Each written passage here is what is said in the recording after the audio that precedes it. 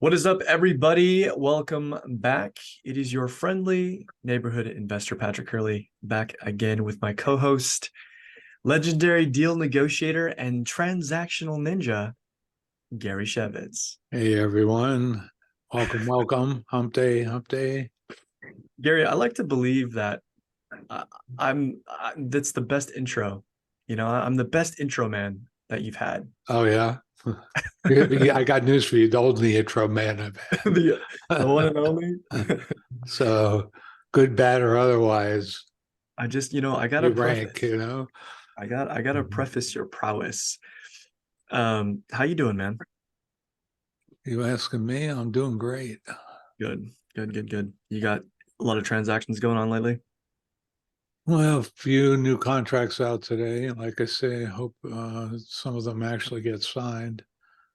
Beautiful. Yeah, Every time I hear that email ding, it could be one of them incoming. You're like a rat, a little pellets. Right. Yeah, I know the feeling.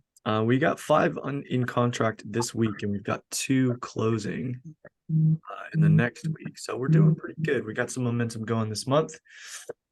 So today, guys, before we get started, I want to know who here is new. If you're new in the chat, say new. If you are not new and you've been hanging out with us for a while, type fam. So either new or fam. Okay, we got somebody new here. Just want to see where we're all at. What's up, Jason Lee? Jason's back. Oh, we got AI here. I love how the AI has said hello. Sorry, it's I. It's not AI. Oh, hi. Hi. Sorry. It's my first day night in the office, so I can actually turn on the camera. Woohoo! Awesome. All right, we got a lot of people returning. That's nice. That's good. Cool. Yeah, I'm getting rid of all the AI. Getting rid of the AI. But the AI, Okay, I see. the AI bots, not the I. Lynn, huh?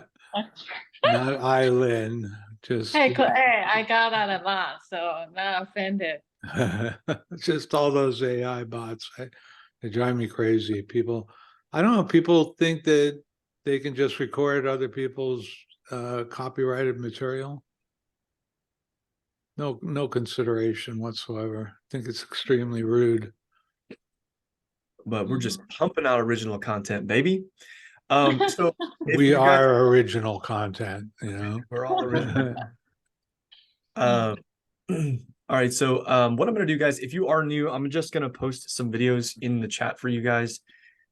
Inside of these links, we're also going to give you a where to submit your deals if you do have them. I will get a notification. I'll update you as fast as I can on where your deal is. Thank you for your patience for those who have already submitted deals. Please know that I am already running an acquisitions business. And so this is kind of like a business on the side that we're developing. I've got another sub-2 student helping me. Mike Matthias is also, or Matthias, sorry, Mark. Matthias. Now, if you were in Europe, it might be Matthias. That's how they would pronounce it. One of these days, I'm going to pronounce it. We're not in Europe. We're in the U.S. He's American. Let's go with Matthias. How's that? Where is Mike? Is he here? I don't know if he's here or not. He's not here. But anyways, guys, in the chat, how to start wholesaling, how to get started with creative finance, and how to build a real estate business. Those are all very valuable resources. And then there's also some call scripts in there that I'm going to give you guys access to, as well as submission form for deals. So very valuable, guys. Make sure that you copy and paste that. Don't watch that stuff now. Be here now with us. Today, what I wanted to talk about. And if people submit their names, will you work on butchering them? I will. Okay. That's part of the extra part of the service. No extra charge. They signed off on that. Okay. So today I wanted to review what we've talked about in previous meetings. I want to go over the importance of the 5 pillars, because I think that's even at an intermediary or an advanced level, people still make mistakes there. And then maybe we could do a little bit of role playing and even possibly convince somebody here to jump on a live call, and so we can give them some feedback. So let's jump in real quick. In previous meetings, we've talked about how to wholesale, talked about the wholesale deal flow. I actually broke that.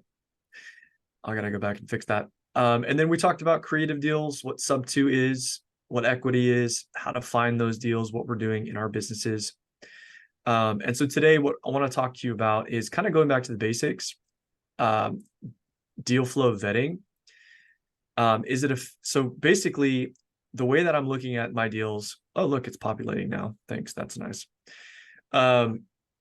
Essentially, the way that I filter deals is when I look at something that comes my way, is it a fixer, yes or no, right? If it's a fixer, you could possibly do creative, but most of the time it's going to be a cash wholesale deal. That's going to be the easiest strategy to exit. If it's not a fixer, if it's close to retail ready and it has low CapEx, then I'm considering creative on it, and I'm considering either holding it for myself or wholesaling it on terms to somebody else. Now, what's extremely important, and this is so big, guys, it's actually really basic, to be honest, but it's so big, and it's something that I still see. If I were to go into the circle right now and I would look through all the comments, I can guarantee you right now, I could get at least a handful of people who are saying, I need help. And they're not giving you any of this information here. And without this information, we cannot vet a deal for you. We cannot tell you if this is a possibility that you should be spending your time on. Okay. Without this, we don't have an exit strategy. Without this, we don't know if we should actually take action. And there's no action to be taken, right? So the first one is condition. This is super, super important. So if you're speaking to an agent and or seller, you want to know what's going on with the condition of the property if you can't already see it in pictures online. Specifically, the two items that are really going to throw off your numbers are going to be the roof, which it's not that big of a ticket item. It could be big. It'd be like up to 30 grand in some cases. But the biggest one is going to be the foundation. So when we're talking about condition, those are the two ones that you want to make sure that you get verbal confirmation that there's nothing really going on.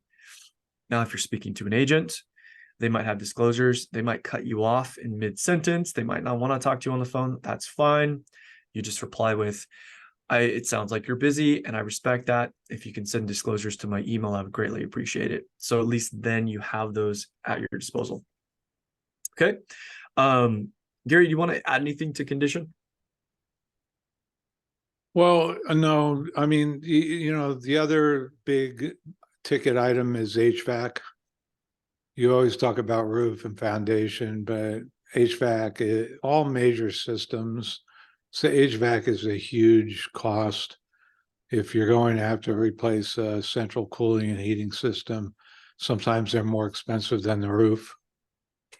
And if they're on the roof, it's even more expensive to, because you got to bring in a crane. And if you got to do both at the same time, that's an issue. You should also ask if at this point, ask if a house has solar. That's getting to be more and more of an issue, and understanding how old it is, et cetera. Right. That could have some impact on your rehab. It could have impact on just owning the house. And you also want to know if a house is in an HOA. Right. Okay, cool. Yeah, that's amazing feedback. The next one, guys, would be occupancy. So this is it tenant occupied? Is it owner occupied? Is it vacant? Right. Two of my favorite words are vacant, lockbox when it comes to our business. Because access is easy, you can send buyers. That's what I love to hear. But if there's a tenant, you want to know your state and the tenancy laws, the laws around evicting. If it's a red state, it's usually easier to evict. If it's a blue state, it's not as easy. We're in California, where we do most of my cash deals. We do not take properties with tenants in place unless they're open to creative and they're performing. It's just a non-starter for us. We'll negotiate cash for keys, which is where either we or the seller will pay the existing tenant cash They will sign a document, which actually in our state, and I don't know if this is the case for all states, but it should be signed and presented from the tenant, but usually it's an agent that's taking care of it, or we're taking care of it. So they sign that document, then the seller signs, then we give them some cash. We agree upon a day that they leave, and then that's cash for keys, right? So yeah, most of our buyers inside the state of California do not want to take tenants just because there's holding time, there's legal costs, and it can be quite a headache to deal with. So occupancy is really, really important, guys. This is also going to tell you something about your terms. If it's owner occupied, for example, they might want what's called a rent back, which is the ability to stay in the property after the close of escrow, which again, we do not do in our business. That's just how we operate. We're more than happy to extend the close of escrow. If they need the cash and we believe that they have secured another residence, we might do what's called a holdback, where we keep money in escrow and then give it to them at vacancy. But generally speaking, we want properties delivered vacant because it's just a clean transition for us to sell the property. So occupancy is very, very important, guys. And Gary, I hope you're keeping an eye on the chat, because I'm not. If there's any questions that come up, just let me know. I am.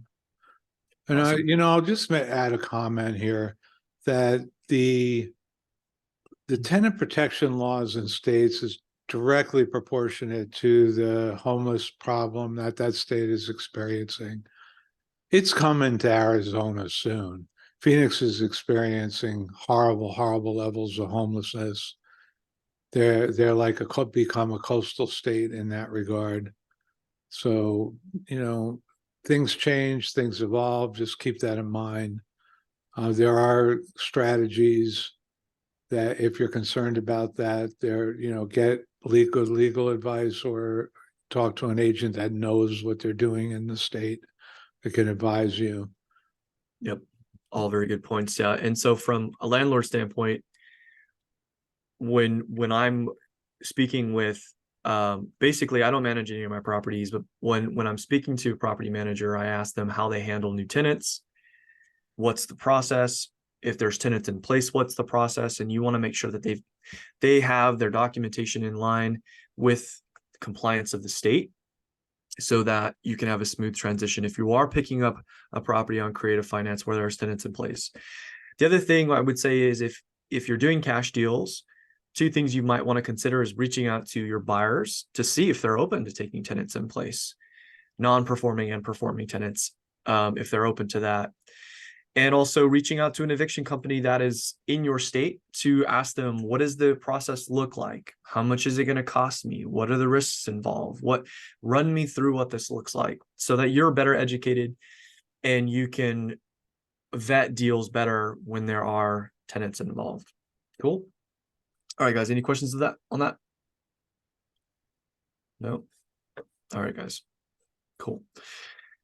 Motivation. This is, in our humble opinions, the most important pillar, especially with creative. Well, I guess it's equally important, huh, Gary? Yeah, both. Yeah. Absolute motivation is king. Yeah, motivation. It's the top of the pyramid, definitely. So with cash, guys, we have to be able to make a profit, right? And generally, a flipper is trying to make 10%, right? And so what I often have 10% of their sale price. Let's be specific. Correct. Yeah, thank you. Thank you for jumping in there. 10% retail, right? 10% net of retail value is generally what their target is. Okay. So when I'm talking with agents and sellers, I ask them, hey, I'm an investor. Are you willing to work with an investor? Right. When the conversation gets there, I don't introduce myself as an investor, but what I say is, well, look, you said you're willing to work with an investor. That being said, we need to make 10% net retail value on this house, right? And so I break down the numbers for them. The retail value is 500. Our gross proceeds are going to be 450. We need to put 100K into it. That puts us at 350. Your ask here is 400. You said that you were willing to work with an investor, and I just broke all that down for you. Are we still on the same page, right? When you become good at understanding those numbers and creating context and conversations, that is when you are good at negotiation. When you have that breakthrough, a negotiator is born. Okay. That's what negotiation is. All right. So motivation, coming back to this, is, are they willing to work with an investor? Do they need to sell? Right. With cash deals, usually if it's a fixer and there's some real issues with the property, then it becomes very apparent. And you have to make that clear to both the seller and or the agent that, look, this is an investment opportunity because it's in such disrepair that a retail buyer is not even going to consider this house. So you have to have this conversation with me, right? With creative, this is also super important. Everybody gets really excited about the creative financing opportunities that there are out there, and they think they can apply them to all situations, when that's really not the case. I truly look at creative financing as a tool to solve somebody's problem, right? And if there's no problem present, then creative finance isn't an option. I look at it very objectively, right? So seller finance, for example, for those of you who are new, who don't know what seller finance is, essentially you're creating a new mortgage, but the seller is holding that note, and you're basically creating terms. For example, you make a down payment, you make monthly payments, and then you pay them the total amount that's due at a specific time in the future. That is a very basic understanding of seller finance, right? If you're trying to find, somebody to sell you a property on seller finance, it's got to be the perfect storm, in my opinion. The last one I closed, to give you an example of motivation, the owner had a tenant who the tenant was her son. And the son and the son's wife were getting a divorce, and it was a nasty divorce. I won't go into the details of that, but it just so happened that she felt like she wanted to be done with the property. They weren't taking care of the property. She takes pride in her properties, so she didn't want to deal with it anymore. And because of her tax situation, seller finance was a perfect fit for that specific situation.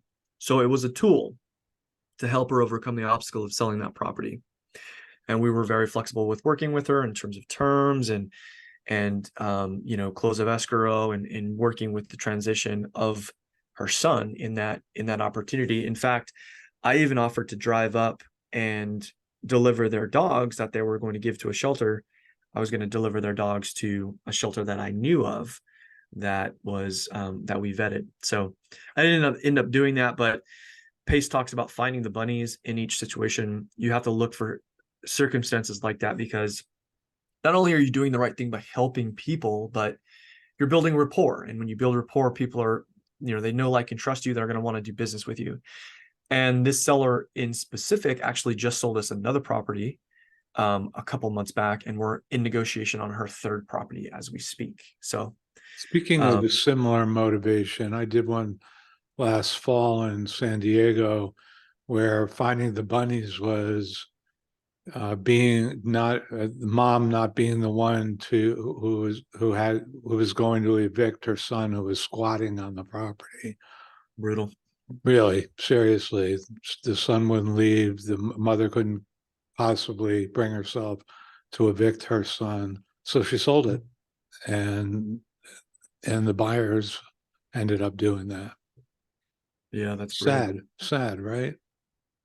Yep, but there's motivation there, and in that certain circumstance, that was the fix for her. So that's what we're talking about when it comes to motivation, guys. So if you hear like a seller say, yep, right, if you hear a seller say, "Make me an offer," and your reply is, well, why are you selling? And they reply with, well, I want to see what I can get for it. That's not motivation, right? They have to have a reason to actually want to sell. Okay. Any other touches you want to make on motivation? Nope. Good. Cool. Price is pretty straightforward, guys. With on-market properties or any properties, really, the way that we work in my acquisitions company is that in the very first stage, when we have a new lead, what has to happen is two things. Number one is we have to have these 5 pillars, and we have to have underwriting from that team member. In other words, we have to see how much they think renovation is going to cost, what the asking price is, what the assignment fee is, all of those numbers that are associated to our maximal allowable offer. That's what we call underwriting. We need the 5 pillars, and we need underwriting for that to be a qualified lead in our pipeline. So once we have that information, it goes from new lead to qualified lead. Okay, so with price, you basically, obviously you want to know what the asking price is. So believe it or not, I've spoken to agents and sellers who do not have an asking price. If that is the case, that is not a motivated lead, in my opinion. Okay. If they say they don't know, then say figure it out, right? Like the analogy that I use is if I were to walk into a dealership and I'm buying a truck, I always use this analogy because I really want to buy a truck. And there's no sticker prices on any of the trucks. And then I turn to a salesman and I go, hey, what's the price of this truck right here? And he goes, well, make me an offer. Right? I'd walk out of that dealership and I'd never come back. That's essentially what not having an asking price is like. So it's really, really important that you have an asking price. If an agent says, well, they might be interested in selling and they don't have an asking price, they probably aren't interested in selling. Or If they have an agent, they have an asking price. Believe it or not, I have like an agent right now, and she's bringing me quote unquote opportunities, and they're like, oh, they might be off market opportunities. Yeah, we have to have, if you have an agent, you have a listing agreement, you have an asking price. Right. If it's on market, obviously. But the point of the asking price and knowing that is to find out if they're anywhere near the orbit of reality. Right? You know, if somebody's asking 200 more than that, you know, go look at FSBOs on Zillow. Right. And you know, right? Go look at those and do some comps on the FSBOs. Yeah, guys, for those of you listening, FSBO is for sale by owner. For sale by owner, right? For sale by owners are notoriously out of their minds. They want what they want. They want to net more than, you know, because they don't want to deal with an agent.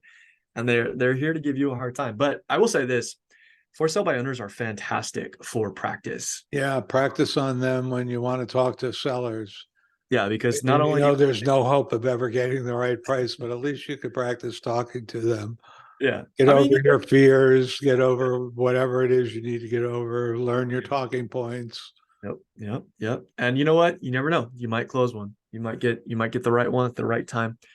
But yeah, FSBOs are definitely good practice. So with that price, if we do have a price, then the next question that we want to ask, and this is really important, is are you firm on price?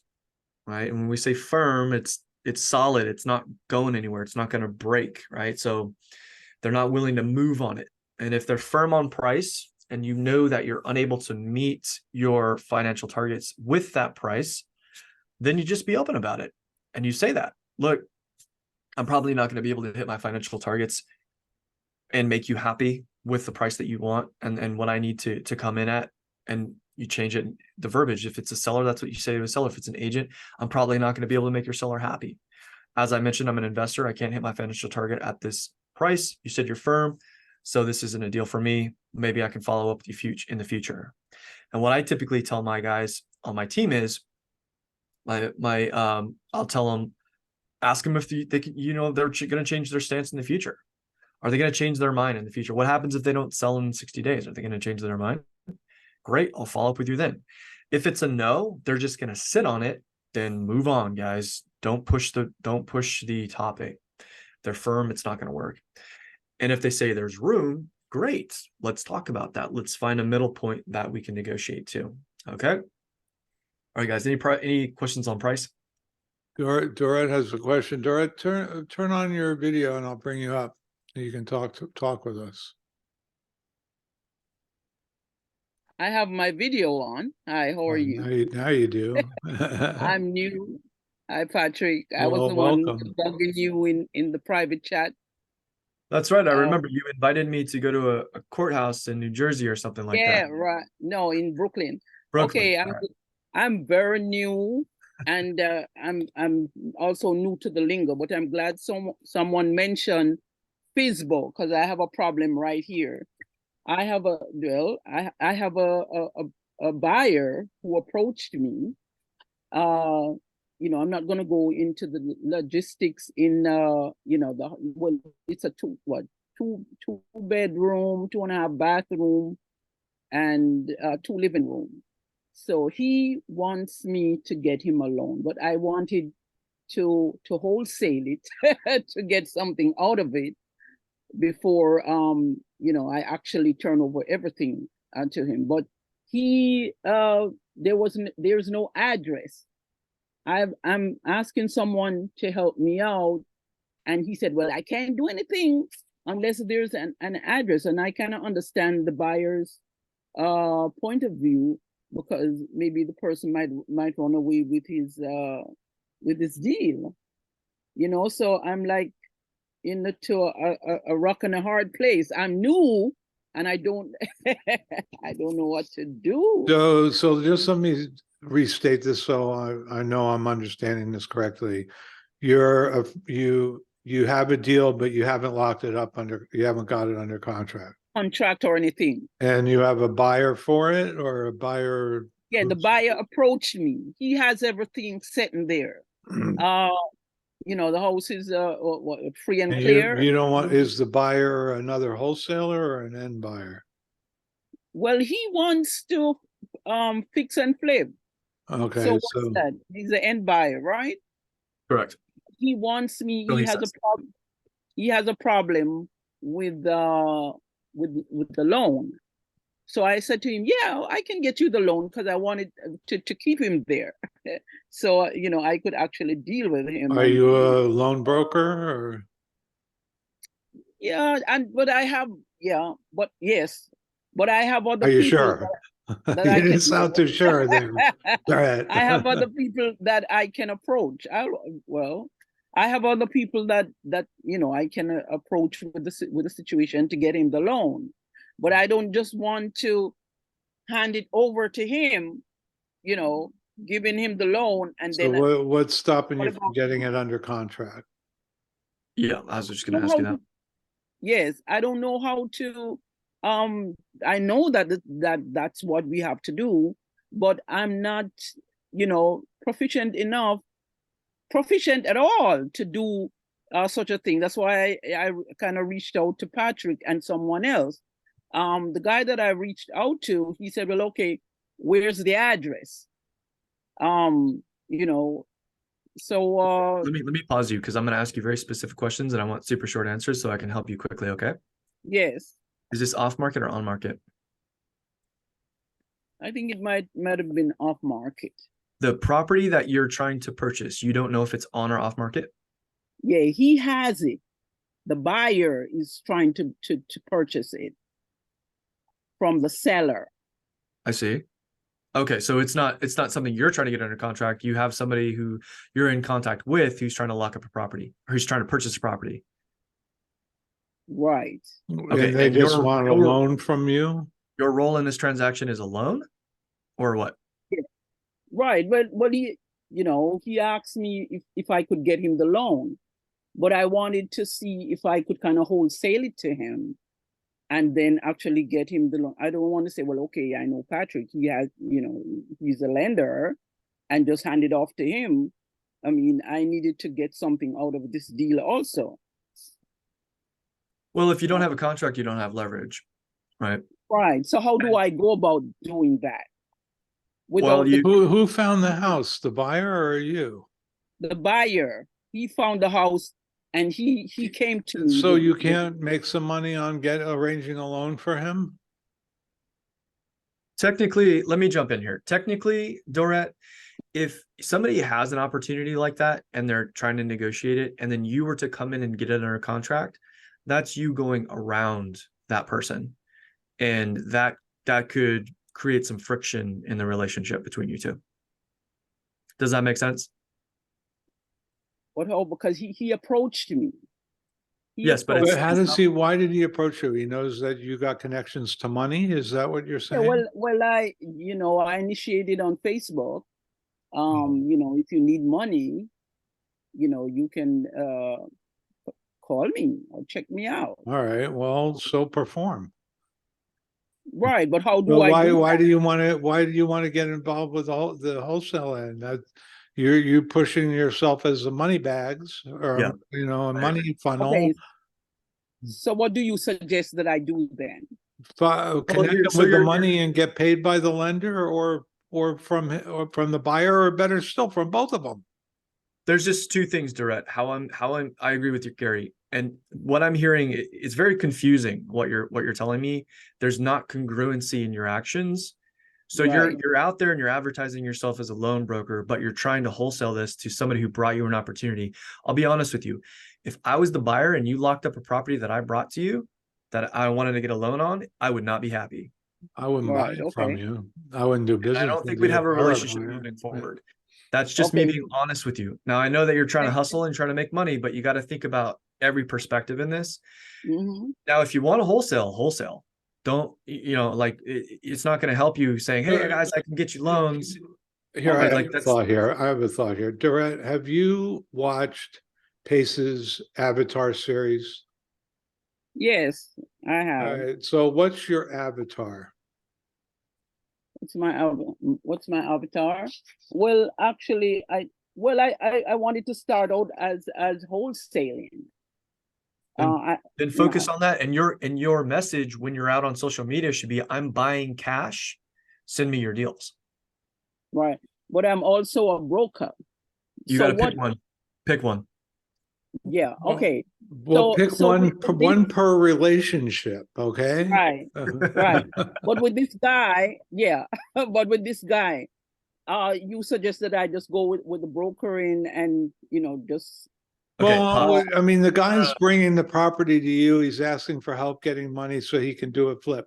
I don't know if he's a viable candidate, someone you should be lending money to or connecting, but the role of connector, that's one of the avatars. yeah. Bringing Okay. people together, putting money and borrowers together, that's a legit thing. And you could probably get something from both parties for doing it if it's a good match you're making. It's just no different than matchmaking. That's Okay. what that role does. So how Can do I- I make? Let me. do I I want approach to give you them? something. I want to give you something that's going to help you answer this question. Yeah. Today, one of my team members brought me an opportunity. It's a house in Southern California. It's Mhm. cash flowing $7,000 a month. They want $1 million to buy this business. It's in like an assisted living facility. Okay. Okay. Now we could make a ton of money on this deal. But you know what I told him? I said, ditch it, abandon that opportunity. Do you know why? Because that's not what we do in this business. That's not what we do in our business. Now, if we went and we tried to chase every little thing that we think we could make money on, we would never make any money at all, Dorette. So I'm Correct. telling you right now, I don't need to answer these questions, because what you need to do before you do anything is decide, am I going to be a loan broker or am I going to be a wholesaler? And you need to take everything that you've got that's inside of you and focus on that one thing Mhm. and dominate. Don't be, a jack of all trades, because most jack of all trades that I know, they're broke. Yeah. 100%, 100%. I totally agree with where Patrick is. Pick a lane. Yeah. Lane Okay, and so stay. Lane and stay. And Okay. become the best at that. Right. So if I don't if want to win. I want to make everybody else quit. Yeah. So in this case, I would just continue with the brokering then. But how do I approach that then? Approach 'Cause what? I'm not a mean person.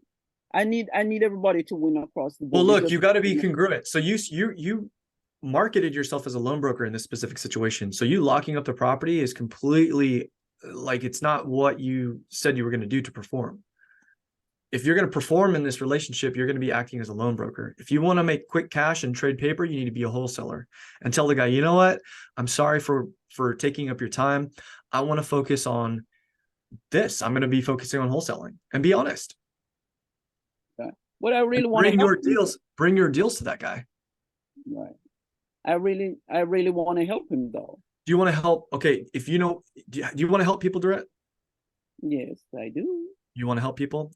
You can't help anybody until you help yourself. Yeah, that's true. And you cannot help yourself until you make a decision. So if you want to be the loan broker that helps everybody, great, do it. You got to choose one or the other. Guys, and those of you who are listening, there's so many shiny objects out there. You got to focus. I'm Okay. glad that you asked this question. I'm glad that you raised your hand because I made the same mistake when we first started out. And Gary would yell at us in our meetings. You got to disqualify. He'd say it all the time. And in my head, I'd be thinking, well, I might be able to make some money on this deal. And now it's like, I tell my team, nope, that's not what we do here. We're not focused on that. If it's creative, send it to me. I'll look it over, but keep moving and looking for cash deals. That's what I tell my team.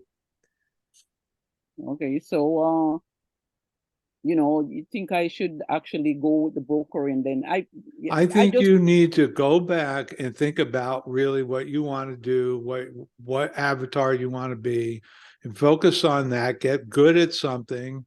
And then if you want to expand your business and your interests, okay. But you got to choose a lane right now. Yep. If real estate, if you're new to real estate, then choose a path to follow for a while and see how you do. But it's not fair. It's not fair to the people you're dealing with. Say, hey, I'm a source for money, and then somebody identifies themselves. Hey, here's a property I want to buy, and then, well, somehow I want to make more money on you by wholesaling it to you. right. I mean, can you put yourself in the other person's shoes and understand how Yeah. sketchy that sounds? Yeah. And it's just because I don't know how. I'm not trying to, be Do a cheater. not have a scarcity mentality. Yeah. There's plenty of money here for everybody to make. Okay. Do not have that mentality that you have to make money on everything. You need to make friends. You need to build a reputation. You need to Okay. build, relationships. That's what's important when you're getting started in any business. Okay. And build your skills, and the money will eventually get there. I mean, I watched Patrick go through this whole process. He's killing it right now. He's one of the higher level wholesalers now in the state of California. And 6 months ago, he was telling me, I want to quit. I was looking for another job. Yep. But I made there. less than minimum wage my first year at real estate. Yeah. I was working 12-hour days, and for the entire year, I made $26,000.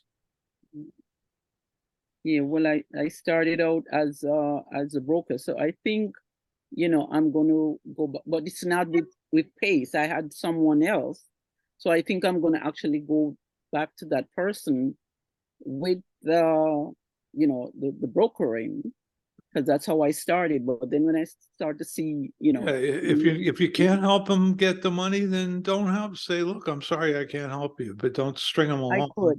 And I can help. don't look for backdoor ways to make money on them. That's not going to build a relationship. And somebody Right. who starts doing flips, I'm telling you, people get hooked on flips. That's a disease for which there's no known cure.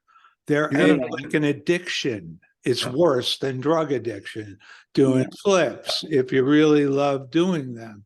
So that's somebody who's going to come back to the well again and again and again. Isn't that what you want? A relationship that's fruitful, that's evergreen? Exactly. Or do you want to take can help advantage him, of so one time taking advantage of somebody? Yes, I can help him.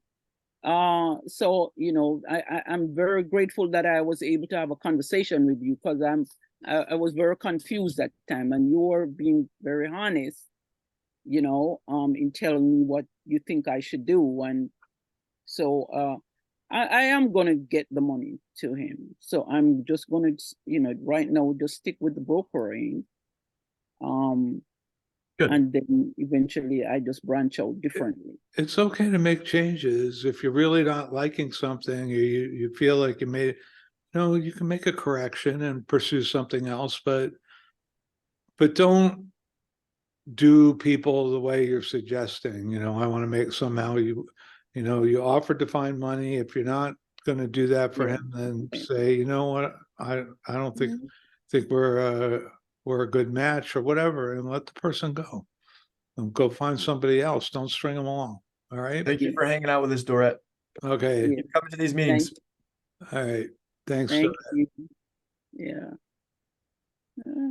Mike Maxim, how did you break out in wholesaling? Mike, I think I know what you're asking. Not a very specific question, but go to my YouTube channel. There's a video. It's called How I Had a Breakthrough in Real Estate. And I go over 5 or 7 things really that you need to dial in to have a breakthrough in real estate. Check out my YouTube channel. That's a long conversation though. It's not a single factor thing, guys. It's not like I woke up and I was like, I'm gonna be rich today, right? Like you have to commit and you have to decide. The Latin root of decision, means to cut off. You have to cut off anything else and commit to one thing and focus on that one thing and get really good at it. I'm just now starting to build out a creative business and structure that, modeling my acquisition business, because we're creating consistent revenue in the business. And my team members are able to take a transaction from start to escrow, and then we take over.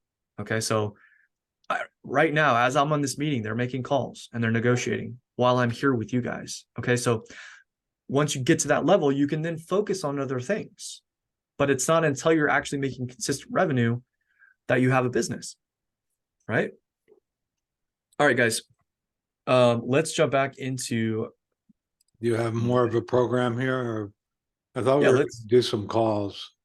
well, I wanted to finish this because Okay, we were on price last. hitting the basics once again.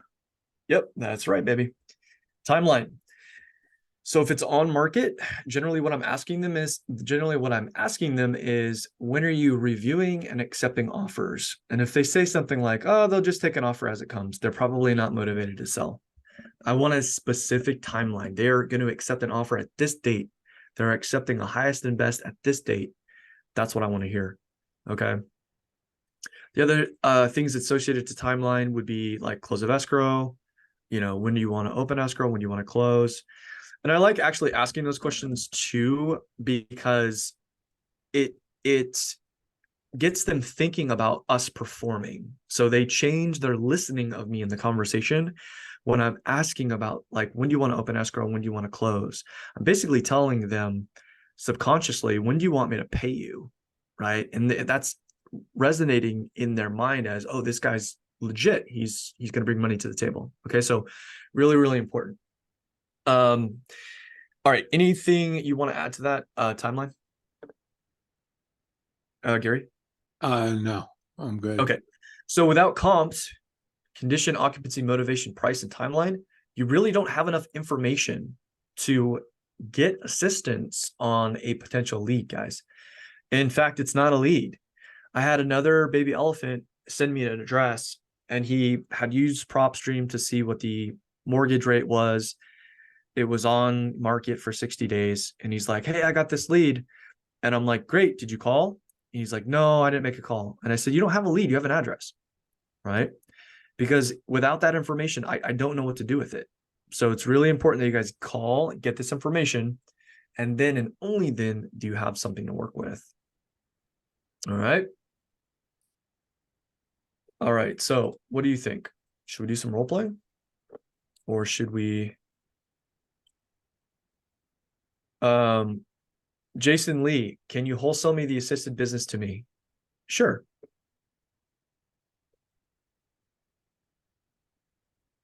Do you have my contact information, and are you licensed? If you're not licensed, then you're going to be wasting your time. I could get you the information if you're serious about that. Great, thank you. Yep, no problem. Oh, are you not driving? You're actually stationary? No, yeah. You're in the garage. I'm at a but- warehouse. It's good to see you, Yeah. bro. Yeah. No, no. But I needed to find a home for her, so that is something. I'm not just trying to find the shiny object, but it is something that I'm looking into do. So I'm not just saying that I want it just for money. I think, do you have my email? Yeah. Okay, shoot me an email. Thank you. I'm going to be honest with you. I don't want to spend a lot of time and energy on it. So I'll Yeah, shoot you okay. the information. If you can do something with it, great. If not, I'm going to move on. Great, thank you. Yeah, of course. CJ, what's up, buddy? CJ Adams has his hand Camera up. on, camera. Hey, on. what's going on, guys? Turn What's on up? that Where's that- camera. Turn Where's on that? Let me, Smile. I'm on my phone, that's why. Let me see if I can fix it. Wait, let me see. Did that do it? No. Oh, I have to go to allow Zoom my privacy, or let me go. That's fine. Do you want to spotlight him so he's up on stage with us? I can't spotlight him. I can pin him, I guess. But no, I can't because then it'll want to remove the spotlights. It doesn't let you do combination of pins and spotlights. How is technology getting worse? You know? All right, CJ, what can we help you with, buddy? CJ, you there? All right, I can't hear him. There we go. You know who did join us? Mike Matthias. Can you guys hear me? Yes. What do you got for us, CJ? Yeah, so funny enough, I'm actually driving today. I'm doing my DoorDash job right now. Shout out to the drivers. Yeah, thank you for your So service. I think I mentioned it to you guys last time. So I'm working with, you guys know Jael Thomas, right? Yeah, I'm working with her on potentially this 13 unit building. I know the multifamily is something, it's a little bit higher level, but this is more of a simple question. I wanted to, so the seller is open to seller financing, and right now we're pretty much right at the point where we're going to start like underwriting and looking at numbers and see what's possible. I just got off the phone with the agent before this Zoom call, and he pretty much just told me text him everything that we would need. So I just wanted to ask you guys while I'm on the phone, well, while I'm on the Zoom, so I can like type up or text, every single thing that we would need to run the numbers. I know a good portion of it, but I feel like I'm missing some stuff. Okay. What state is this in? This is Maryland, so this is a 13 unit in Baltimore. Oh, Baltimore. Okay. Not DC. No more DC. No more DC. Okay. So I mean, you want a trailing 12, a T12, right? T12. And you want to see financials. You want to see a profit and loss statement, because what that's going to tell you, if you look at expenses in the past, it's if you know, I mean, again, this is advanced stuff, guys. Like, and let me just do a side note real quick, CJ, and this isn't just for you, it's for everybody. Yeah. I got people who haven't closed their first deal yet, and they're sending me multifamily deals. Yeah. Like, honestly, like I'm one of them. it's like way out of most people's league. And like, Yeah. I consider myself a multifamily investor in training. And I know, I can look at it and know if it's a deal or not. Yeah. Right? But anyways, guys, like I said earlier, you got to focus and you got to decide. And I think the lowest hanging fruit is cash deals or subject to low equity. Yeah. And focus on either one, or both, but have a primary focus on one, single family homes, So Definitely. that all being said, you're going to need a trailing 12, a profit and loss, to see what this will tell you. If you see expenses in specific times, you can ask questions like, what happened with this expenses in this month? Was there an electrical issue? Was there a water issue? Was there what happened here?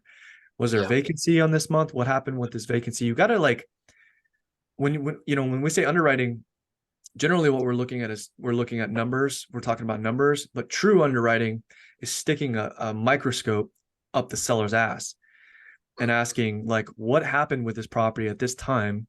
What do I need to know? Like, and you need to dive in deep, see if it's true investment, to see what kind of some capital expenditure needs to go into the property, and where rents are where they need to be, right? Because I can almost guarantee that the rents aren't stabilized in that property, right? You need to figure out a rent roll. Yeah. Rent roll. That's what I put down. You got to figure out like who's on what lease, what's the size of the unit they're in, what bed and bath count is in each unit, Yeah. That's going to tell you like who's paying what when their leases are up and what the market could actually bring. So you're Yeah. the value add play when you're buying multifamily, right? And it's also going to apply to your underwriting in terms of your numbers. Like, how are you financing this? Are you going to get private money? Are you going to do a cash out refinance once you fix it up? Like all of these numbers play a role in your cash on cash return. This is end game shit. It's advanced. So Yeah, you, definitely. I mean, single family home underwriting is like, it's like 3 dimensions. This is like 4 dimensions. Yeah, definitely. Definitely. I don't advise anyone to do what I'm doing right now. As I mentioned in the last Zoom call with you guys, I was focusing way too much on multifamily, trying to like shoot for the moon. And this is the last of that little bit of properties I was looking at. I have a whole set of things for straight wholesale cash deals that I'm planning on jumping on the week coming up. But because this was presented to me and they said that they were open to seller finance, I said, hey, why not? Let me try to mess with this one. And if it doesn't work out, then I'll be able to just put complete focus on the single family properties that I've been coming across. But yeah, no, definitely when you're in the beginning, don't do this. I'm partnering up with people that already do this, which is why I feel somewhat confident to go after it, and being able to be in the community and pass the information back on to you guys. It's reassuring that it can be figured out. Something can be made from it, whether it's a learning experience or actually closing a deal. So I appreciate you guys nonetheless. Right. And so for this one, what's your exit strategy? I'm not sure. So the first thing that came to mind was partner up with Jael, because not only is she a private money lender, but she's also an investor and an agent, and she's looking for properties to purchase in Baltimore. I think she might already have some stuff in Baltimore, Is but there a management company in place? no, not that I know of. So you're not buying a business, you're buying a building. Yeah. And so your So business partner, quote unquote, better be experienced. yeah, You're gonna make a she's huge she's the young lady who just interviewed Pace last Sunday. I'm Have you not seen sure. that video going around? Yeah, she interviewed Pace. I wish I had enough time to be on those Zooms. Yeah, yeah. I met her through a Zoom with another member who's in the free Facebook group, and I got connected with her and her mother. They have like a private money lending company, and she's also an agent in Maryland. And ever since then, I've just been making sure I speak to her. She has there's an event in DC tomorrow. No, in Saturday, and she's going to be speaking there. So I'm working with people of that nature, if that So helps. you're trying to get equity stake in this multifamily with her. Pretty much. Have you And negotiated that with her? maybe cash flow if it's, I don't know exactly where it could lead. I want to run through the process of just seeing what happens once you get numbers in place, because she wants to get on the Zoom with me and show me like what it looks like when you're plugging in numbers, what you have to factor in. But the legwork is kind of on me to collect it. Since I'm already doing the phone calls, I'm confident enough to speak with an agent and ask the questions. This was just kind of like the next phase. So I Yeah. thought, why not ask you guys to make sure I wasn't missing anything. Yeah. From my understanding and experience, if you want equity, bringing the deal isn't enough. Usually you got to bring some cash. And if you look at most deals, if you're if you're borrowing at 12% annum, it's not going to cash flow unless you bring some type of cash to the table. Right. So I mean, all this just depends on the state and the deal. But anyways, Yeah. focus, my friend. Yeah, I know. Every time I come back, I'm saying something about a multifamily. Everyone else, focus on single family wholesale, cash deals, sub twos. Those are where the money are.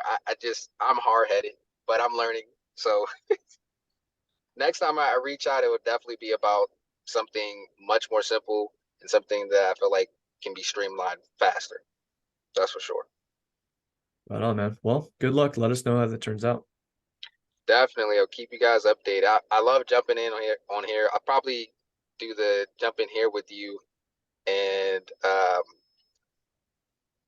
Gary the most next to like Don Walker. But yeah, thank you. Thank you so much. You're very welcome, brother. Thanks for hanging out with us. Good luck with it, Bro. CJ. Thank you. I'm gonna go back to DoorDashing. Yeah, go dash on the door. All right, guys. It's I think it's time, guys. Are we gonna do some role playing? What do you think, Gary? do you guys have any other questions? If we've got eager participants, you don't have any actual calls to make, right? Me, no. No, okay. Well, I Last do, time but you had them teed up. I do, but I'm not gonna. I don't I'm organized enough to make those calls right Oh, now. okay. All right, guys. Anybody in the chat or in this Zoom want to do a little bit of role playing? This is the five pillars that we were just talking about. Putting that to work on a call. No one's raising their hands, guys. Look at this. 31 people. All of you guys are experts. You're either experts or you're too scared. Hey, if Only way that you're going to get better at this is jumping out there, guys. we could end it early too. I just got notice of a fire I got to put out. So That's called a pull away, guys. What Gary just did. That's a sales technique. yeah, well, it's a serious fire for sure. All right, let's open it up to questions then if nobody has the cojones. Cojones, huh? That's what we're looking for. No questions, guys? Cindy, you got a question? Or you've got cojones. What do you have? Both? Well, I don't actually have those, but if you want me, I'll cold call. I cold call all day. I mean, Okay. Do you want to put your phone on speaker and give somebody a call? okay. Do you have someone for me? Because I don't have anyone right now. I mean, I do. Actually, I do. Let's go to my list. Can you raise your hand so Gary can spotlight you or pin you? Or... The video has to go on. Why? You guys, Wednesdays are my cold call days. Okay, so whatever. I look haggy today. That's fine.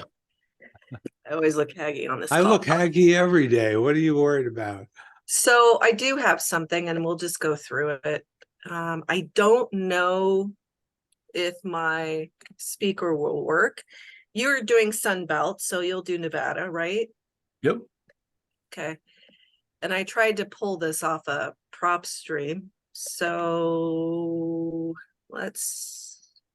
Patrick and Gary. Everybody want to hear Cindy do a cold call? I mean, if you don't, that's fine. I don't really care. I'm not afraid. I don't know. Show I have some love for Cindy. Cindy, stepping up. focus on making the call. We're going to give you some feedback. Yeah, okay, that's fine. Let me just get my little thing here and we will call this one. Okay, I think we so got to find out what the motivation is in this crowd today. Right. sorry to disappoint. Gary's like, not Cindy again. No, All right. Cindy's, everybody's saying, go for it, Cindy, in the chat. All right, so okay, so it's I'm going to give you a 721 Dragon Peak Drive, and I don't just pull up prop stream here. I wasn't prepared, sorry. No, that's okay. That's right. I'm thrilled that you're willing to get put on the spot here. I mean, okay, I like I said, I'll learn. Well, you do it all day, you said. Yeah, but that's different. I sell advertising.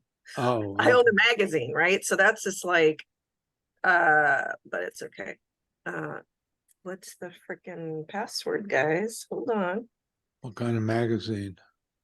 It's a private publication that direct mails to Westlake Village, to like North Ranch and Lake Sherwood.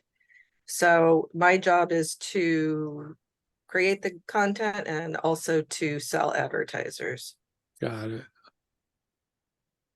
Why can't I find this? I'm when familiar with that business model. Okay, so okay, hold on. It's just Are you really? Then you know how I get my beat up all day, right? Because Hmm. I only go to 1,500 households. I don't go to thousands. Okay, so I am going to put this address in and then I will get a phone number, right? Because there's no phone numbers on this. Put the address in where? Prop stream I just did. Oh, you can skip trace, yeah. So I don't have that on this. I'm borrowing someone's. They're helping me out until I can actually buy it. Well, then, Where is you know what? Let's just do, true people search. yeah, let's do this. Why don't you just call something that's on market? They'll pick up. Okay. Let's just do Redfin. That's just easier.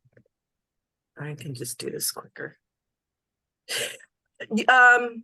Yeah, this is only $11 million. Do you want me to call on this one? What the fuck? That's probably not a good idea. So I don't know how that got on the list. Let's do this one. I do have a question though. Are pre-foreclosures good ones to call on? I mean, it depends on what you're trying to target. But Well, right now I'm just trying to give you guys leads until I can make money, right? So that's my question for you is, do you go after those? I don't typically go after foreclosures. It's just not something that I personally like to deal with. Okay. We actually have one that's in contract right now, and it's just been a pain in the ass trying to get a hold of the seller because they don't want to sell, but they have Okay, to. so it's the listing agent, right? Let's call her. Cool.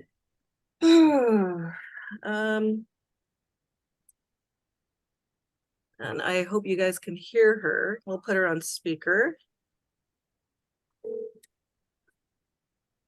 Hi, you've reached Katie with Mount Charleston Realty, a family-owned and operated real estate company. I can't come to the phone right now, but if you leave a message, I will give you a call back shortly. Thanks for calling and have a great day. At the tone, please record your message. When you've finished recording, you may hang up or press 1 for more options. Hey, Caitlin, my name is Cindy Serlin, and I'm calling you regarding your property 4947 Snow White Road. If you can call me back, I have some questions, and I am a buyer. Thank you so much. I will text you as well. 310-849-7670. Bye. All right, do you guys call, do you text them next, or just keep going down the line? Let's just keep going down the line. Next, 700 Sunray Park.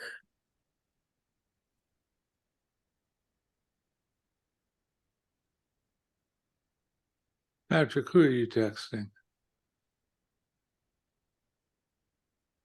Should I just stop, or am I boring you guys? Apparently, we're boring Patrick. 'Cause Apparently. he's got something more important. to do here. I can stop calling. I have We a can't whole hear list. you, Patrick. Are we supposed to be able to hear you? I'm over here making money. Oh, Hi, okay. this is Dave. Hi, Dave. This is Cindy Serlin. How are you today? Good, Cindy. How are you? I am good. How is Nevada today? How is the weather? It's warm, 97. All right. Well, I'm calling you from California. We're not too bad either. Listen, I got a question for you. I'm calling regarding your 700 Sunray Park Street, and I was calling to see if it's still on the market. No, it's closed. We closed escrow. Oh, okay. Do you have anything? Okay. Do you have anything else? Thanks for your call. Thank you. Have a good day. Fuck you. Okay, that was not good. Was that an agent? Yeah, he just hung up on me. So just some quick feedback. I wouldn't rapport has to present itself, right? So like what I would do is just get straight to the point in the intro. Hey, my name is Cindy. I'm calling in regards to 123 Main Street. Do you have a minute to chat? And then, okay, great. So I'm just looking at the pictures here. I just had a few quick questions. Okay. Ask them about condition. That's going to get them to talk. Then All right. in that they might say something like, oh, it's a beautiful school and my daughter went there. Oh, you have a daughter? I have a daughter too. That's an opportunity for rapport. right? When you call in, you're like, how's the weather? It's like, they're going to be like, Well, why are you wasting my time? what Cindy's doing is trying to No. use a sales technique called the icebreaker. Oh, no, Well, wait, I'm not using any sales technique. This is who I am. I actually do care about people, but I'll get to the point because No. we're, No, but what What I'm I'm trying saying to is say- like asking people about the weather. You're just, whether you're aware of it or not, that's a technique called icebreaker. oh, But it's such an obvious icebreaker that it can work against you. okay. Unless you're asking, how did you just, unless it's somebody you've done enough research to know, hey, weren't you guys in the path of Hillary last week? Or this weekend? How'd you survive that? That's something, getting a little bit more specific and shared experience, something like that it can work. Okay, well, I'll get to the point, but that's But you came off in is too much of a cold caller, though you're really good at it. All right, give somebody else a call. Let's see if we can make it. oh, well, these are all like ridiculously high, like 15 million. Wait a second. I Where pulled are you up, getting this list from? well, it was from PropStream and I tried to pull it up low interest, but I don't think I did this right. Hold on, let's see. 499,000 sold. So these are all sold like within days. Well, let's not call it the sold list. It's All right. Well, hold really on. productive. All right. All For right, sale. while she's looking Okay, through this, I guys- got one. I got Okay. one. I will do the Patrick cold call. Let's get to the point. It works. Oh, I know, I'm sure it does. I wasn't criticizing. I'm just saying I'm very different, but I think it has to.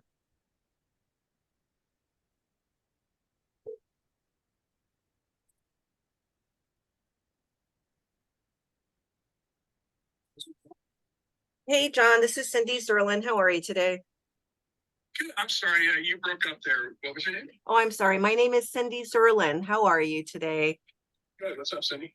Nothing. I'm just calling regarding your 1505 Fantastic Court. And I'm calling to see if it's still active. It is. Okay, well, I wanted to find out more about the property and find out the condition of it. It looks good by the pictures, but I wanted to see if there's anything that I can't see, like any problems with the roof, foundation, HOA. No, it's in great shape. The only reason that it wasn't sold is there is a tenant who's a long lease. Is coming toward a close here pretty quick. And then it will sell very, very quick once that is out of the obstacles that. Oh, yeah, I see it's been on there 145 days. Okay. Yep. Well, okay, so obviously you just gave me the motivation. So it looks like they just want to get rid of it pretty quick.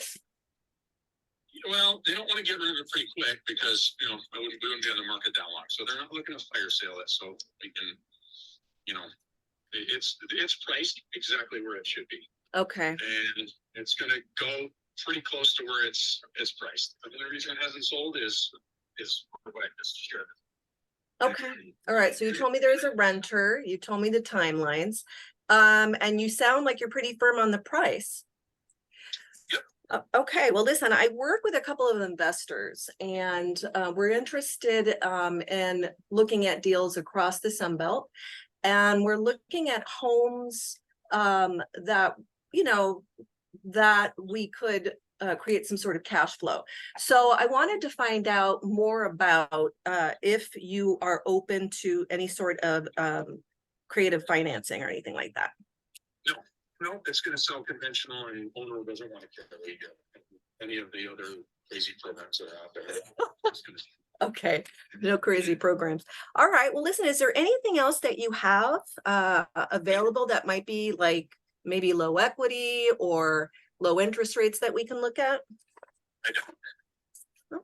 Okay, well, may I keep you in my Rolodex and just follow up with you at a later time? All right, well, all right, thank you. Bye-bye. All right, bring it on. I don't know if I got through everything. I think you did a good job. That was a lot better. Yeah. That flowed a lot better. So one thing I'll say, guys, one thing I would not say in your conversations is creative financing.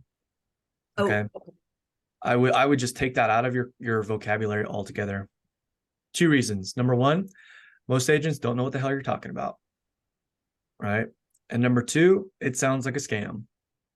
which is what he said. But what would you say then to him? This obviously was not the right list because it was low equity. So where would I have gone with that? What else would you have asked that I didn't ask? I got So- nervous. Generally, what I would say in this case, it just didn't seem like, when an agent tells you what their opinion is on the property, you have to remember they're also whispering that in their client's ear, right? So he seemed like he was very confident in knowing his market, knowing that it was going to sell retail, no problem as soon as it's vacant. So if that property was vacant for that long and they weren't selling, it's a whole different ball game, right? It's a whole different story for me in that conversation. But what he was telling us is the time that the clock hasn't even started ticking yet because this thing hasn't been vacant. Okay. Right. And that's honestly, I also think the same way. Like if they haven't shown a property, or if there's a tenant in there and that's what's preventing them from showing a property, the timeline hasn't started yet. Like the days on market, in my opinion, it hasn't even started yet. As soon as it's vacant, that's when the days on market starts. Right. So my question would be, I work with investors looking for, okay, what is the, I'll have to go back to your script. I think I have Don in my, that's why I'm looking at the wrong script. What I would say, like if I were in your role, right, what I Yeah. would say is, I'm a junior associate at a large company. We're one of the biggest buyers in the Sun Belt.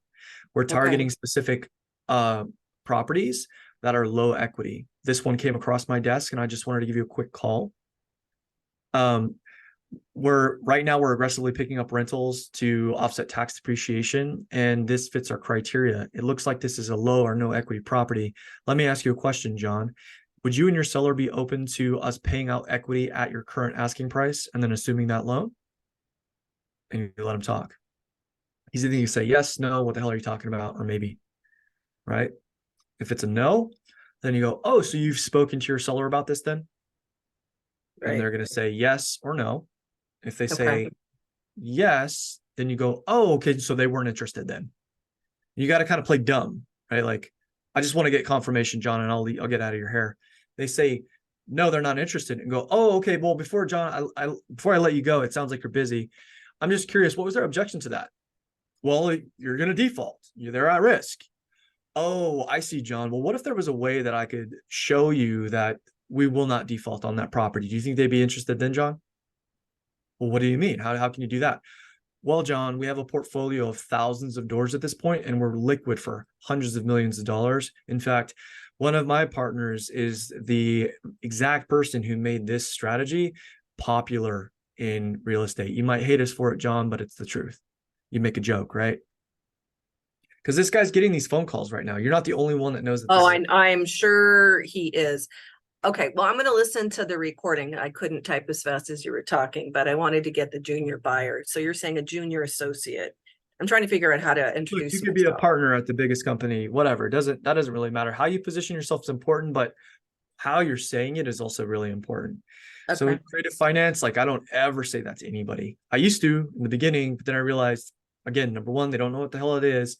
And two, it sounds like a scam. So I'll say low equity, we're assuming the loan. If they're open to that idea and they're open to talking about that, then I'll go another layer deeper and I'll talk about what subject to is and why we do it. Okay. All right, I'm going to listen to this recording and get it better the next time. You did great. I think that second call was good. Just got to tighten it up a little bit. All right, guys. Give Cindy some love in the chat, guys. She was the only one out of 30 people that had the cojones.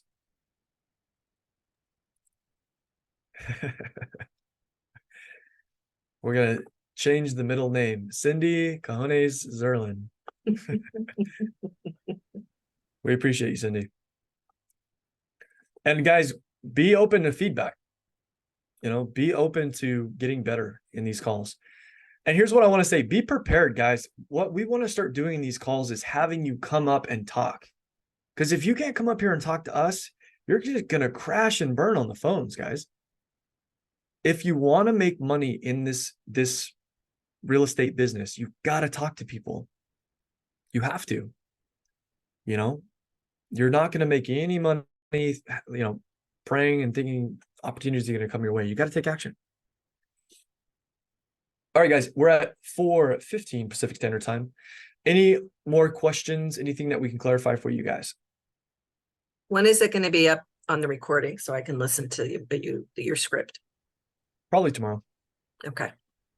If Gary, you're on mute, buddy.